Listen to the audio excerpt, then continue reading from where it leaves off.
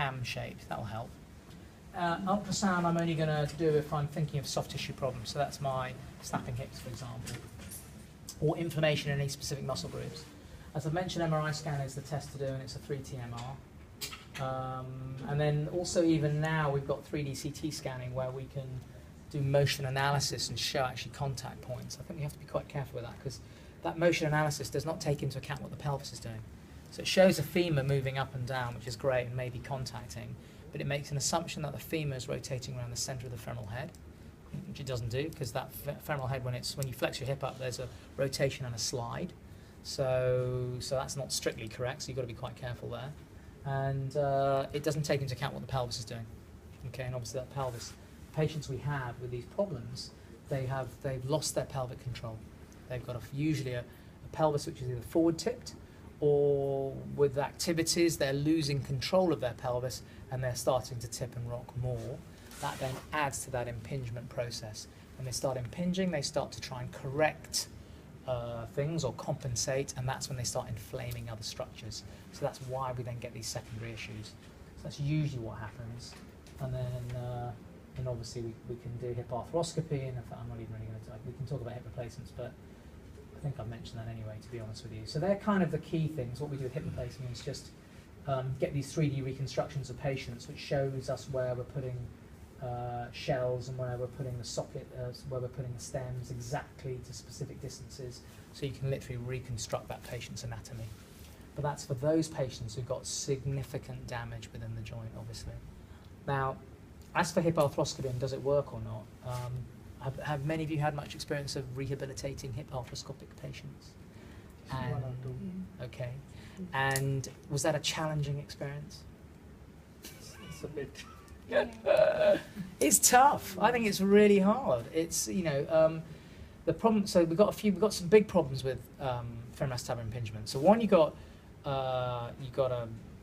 been taught a certain way. We all were taught and brought up with hip arthritis only occurs with pain in the groin, and then you have to have an X-ray. That's terrible for you to get a hip replacement. So we've kind of built everything on these beliefs, and really, it's completely wrong. If you think about it, could you imagine trying to treat a knee patient with just an X-ray and no MRI scan, or without even an arthroscopy? I mean, labral tearing is the same as meniscal tearing. Articular cartilage damage and articular cartilage repair is what goes on in the hip just as much as it goes on in a knee. The hip is absolutely no different. The same problems are going on. If you don't treat a meniscus tear or the articular cartilage damage inside of a knee joint, you will end up with an arthritic joint. So the hip is absolutely no different. So it's about just changing our mindsets. The problem is, though, is we've got technology that's not helping us, MRI scans that aren't picking this up.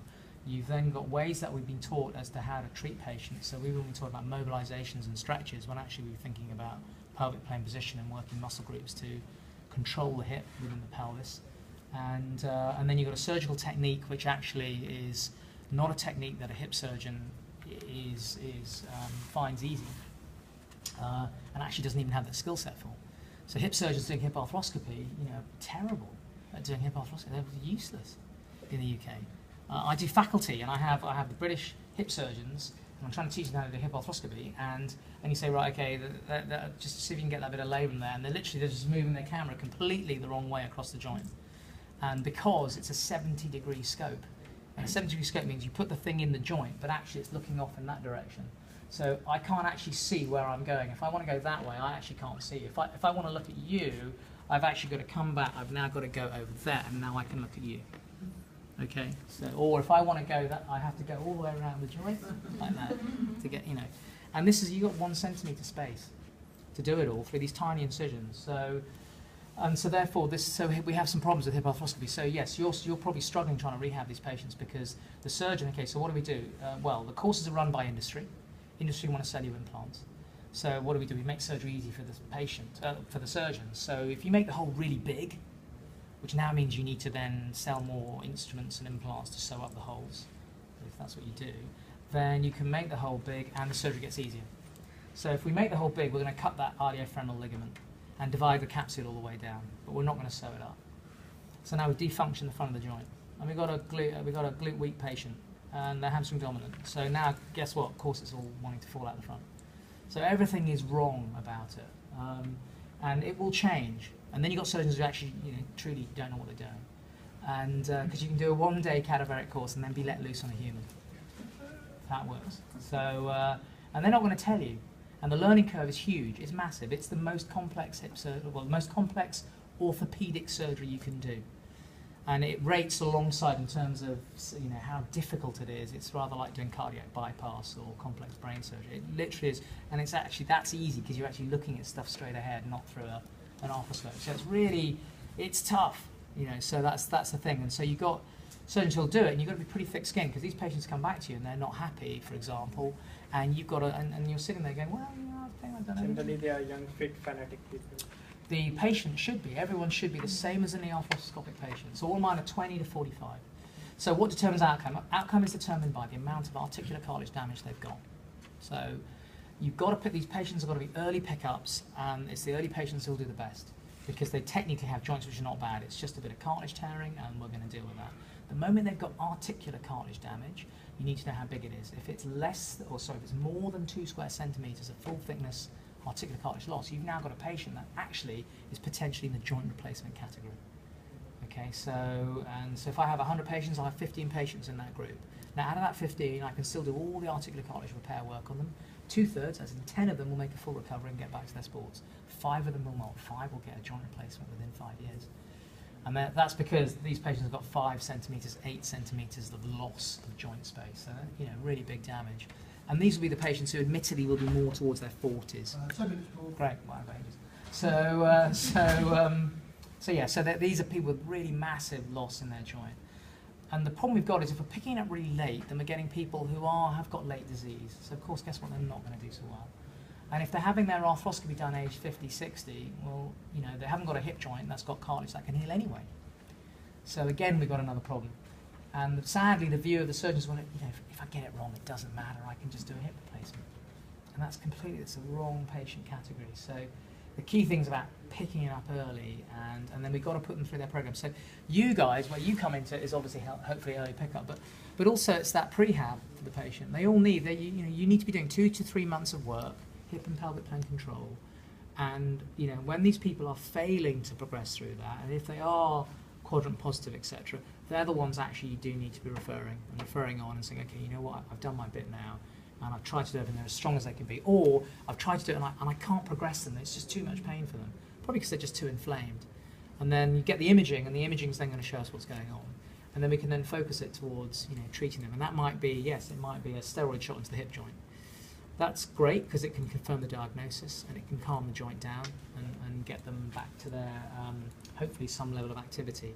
Because if they're just inflamed, these are the patients actually that will do really well. They don't need labral surgery. They're inflamed only.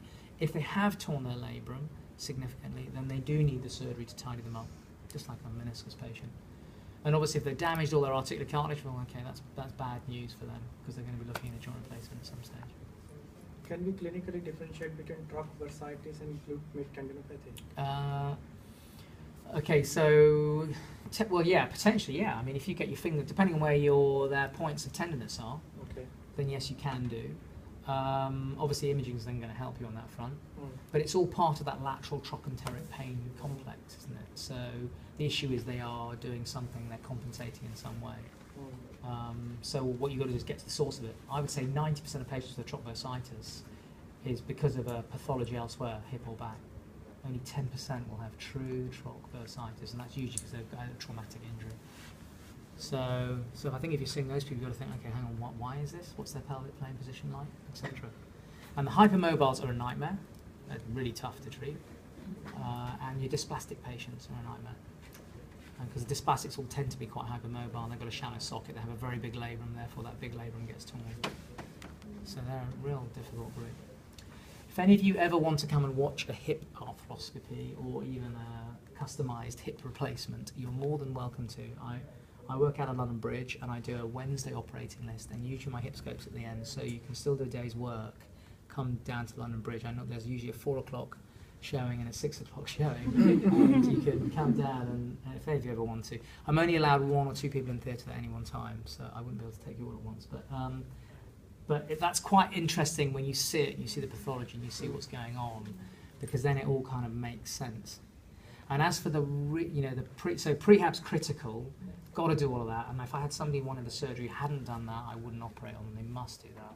And then the rehab, to give you an idea of rehab, you need to think of them like an ACL patient. So it's a 6 to 9 month program. It's about 30 sessions of therapy plus, and it's work. And what I say to them is it's rather like baking a cake. We've got 6 or so different things to work on ingredients-wise, and we need to have the right amount of each ingredient if we're going to get you out the end of it. And it requires a hell of a lot of compliance from the patient. And the problem is, insurance companies will only give you 6 sessions, and you're lucky to get another 6. And you have to say to them, look, if you've got to buy into this is something you're going to have to commit to, and your insurance company's just not going to pay. So you're going to have to kind of dig deep and, put something in that way. Can you just ask a little bit about your minimal invasive? So when I do the hip arthroscopy, I do mini capsular incisions. So the issue with that is, yes, it's more difficult to do, which is I suppose the issue for people trying to do it. But it's rather like with, for example, anterior cruciate ligament surgery. We devised a technique to do it keyhole, which did not respect the patient's anatomy. So in other words, when people went from open ACL surgery to arthroscopic ACL surgery, they drilled their tibial tunnel and they kept on drilling all the way up into the femur. So what happened was, when these ACL grafts are going, they're all vertical. So these vertical grafts control front-back motion but didn't control rotatory motion. And so the upshot was everyone was missing, when they were just drilling their tunnels, they were missing the femoral footprint of the ACL. So now all the talk in the last 2 or 3 years has been all about anatomic ACL surgery. So you'd be thinking, well, wasn't it anatomic before? No, it wasn't. So what happened was that now the technique's a little bit different. So this work kind of came out of the place where I did my French fellowship 10 years ago. So for me, it's been really easy because it's just been the way I've always done it. But for a lot of people, it's a complete sea change in how they do their ACLs. But the idea is now you put the ACL where it's meant to be. So what happened was we had a technique that made the surgery easy for the surgeon but didn't respect the patient's anatomy. So hip arthroscopy, quite new. You make a huge hole, okay, and guess what? You can move around the joint however you want to. You've made the technique easy for the surgeon, but we've not respected the patient's anatomy. So give it 10 years, and funny enough, people will come around to it. But right now in hip arthroscopy, what's going on is you've got all the surgeons who are umming and ahhing about whether they should be closing the capsule or not. That's the discussion. It's like, we're going to go out, and guess what? We're going to crash our car, but the question is do we fix it or not? As opposed to, why don't we just not go out and crash the car? Okay, and that's the problem we have right now. And right now in hip arthroscopy, because it's such a new thing, you've got the same guy standing up on the podium saying the same stuff. And honestly, it is the Wild West right now. So you can say anything in that meeting and nobody will question it. It's really worrying. I want to say, and at this point, I have a herd of sheep running through theatre. And we take their fluff off them and we put it in the wound. And I think people will start doing it. And 5 years later, they've got a total hip replacement. Yeah. Honestly, it is some really mad things. There's this international meeting. It's next week. I've got to go to it. And I went last year. It was in Rio, so that was nice. But I was really struggling to sit there and listen to all this just rubbish. So in terms of what they were saying, I think it's a worry. It's a real worry, especially for you guys, because you're being told, well, I've done my surgery. It's the physio. That's right. And they don't understand when you talk about pelvic plane position. Nobody gets it, and they don't understand. Literally, they're like, "What? What do you mean? What's that? What's the pelvis?" It's completely nuts. They don't get it, and it's complex. It's really tough stuff. So I think if any of you do have patients and you are stuck or concerned or worried, honestly, you're more than welcome to ping me an email. I'm obviously no expert on the rehab bit, but I've got a handful of therapists that I do work with who are very, very good, who I'm sure would be happy to work with you if that was the case. And that's kind of what you want to do. I am going to be holding a big rehab meeting quite soon, but we're just trying to work out how we want to do it, as it were. But that's something. So I don't know if we'll do it with CPD. I'm not sure. We'll see. Any other questions? You guys are brilliant.